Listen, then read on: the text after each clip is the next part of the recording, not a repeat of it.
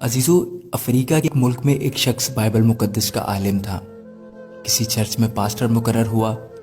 لوگ اس پاسٹر کا بہت احترام کرتے تھے اور ہر شخص چاہتا تھا کہ اس خدا کے خادم کو اپنے گھر دعوت میں بلائے اور برکت پائے۔ پھر ایک مسیحی فیملی نے کرسمس کے دنوں میں ان کو دعوت پر اپنے گھر بلایا۔ پاسٹر صاحب نے دعوت قبول کی اور مقررہ وقت پر فیملی کے گھر پہنچے اور وہاں ان کا بہت شاندار استقبال کیا گیا۔ کھانے کے بعد پاسٹر صاحب نے میزبان کے حق میں دعا کی اور واپس چلے گئے۔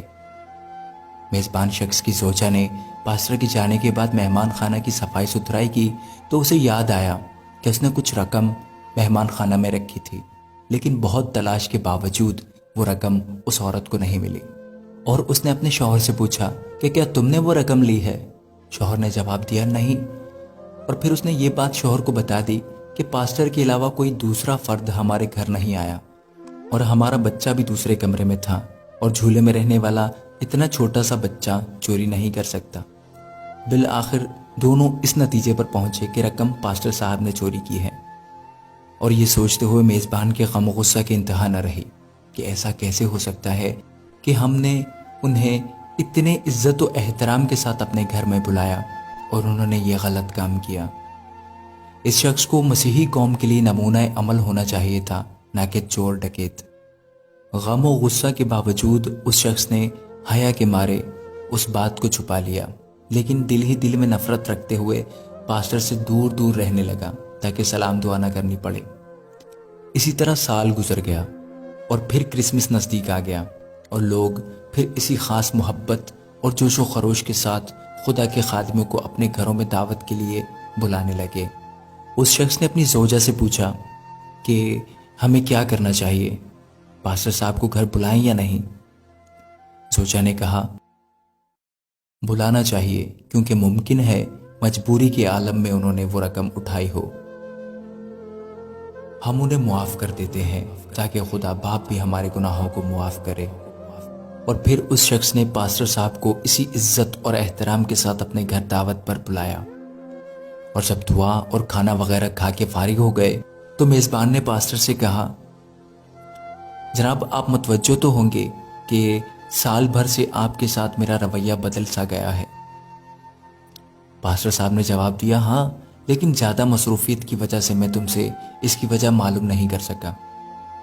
میزبان نے کہا معافی چاہتا ہوں، میرا ایک سوال ہے اور مجھے امید ہے آپ اس کا واضح جواب دیں گے۔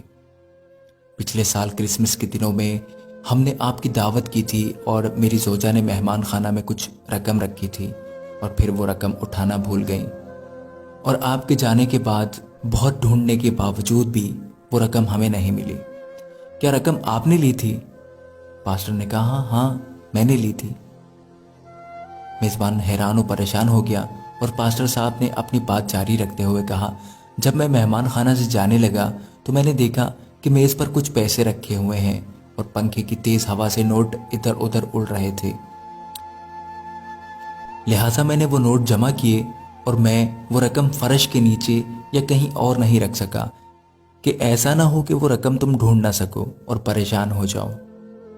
اس کے بعد پاسٹر نے زور سے اپنا سر ہلایا اور اونچی آواز میں رونا شروع کر دیا، اور پھر میزبان کو مخاطب کر کے کہا میں اس لیے نہیں رو رہا کہ تم نے مجھ پر چوری کا الزام لگایا ہے، اگرچہ یہ بہت دردناک ہے، لیکن میں اس لیے رو رہا ہوں کہ ایک سال گزر گیا اور تم میں سے کسی نے بائبل مقدس کا ایک صفحہ بھی نہیں پڑھا، اور اگر تم بائبل مقدس کو ایک بار کھول کر دیکھ لیتے تو تمہیں رقم بائبل مقدس میں ہی رکھی مل جاتی۔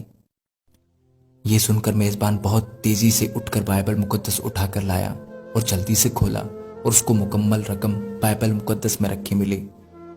عزیزو، یہ بات میں کسی پر تنقید کرنے کے لیے نہیں کہہ رہا، لیکن یہ بھی سچ ہے کہ بعض مسیحی لوگوں کا یہ حال ہے کہ سال بھر میں ایک دفعہ بھی بائبل مقدس نہیں کھولتے اور اپنے آپ کو سچا اور حقیقی مسیحی سمجھتے ہیں۔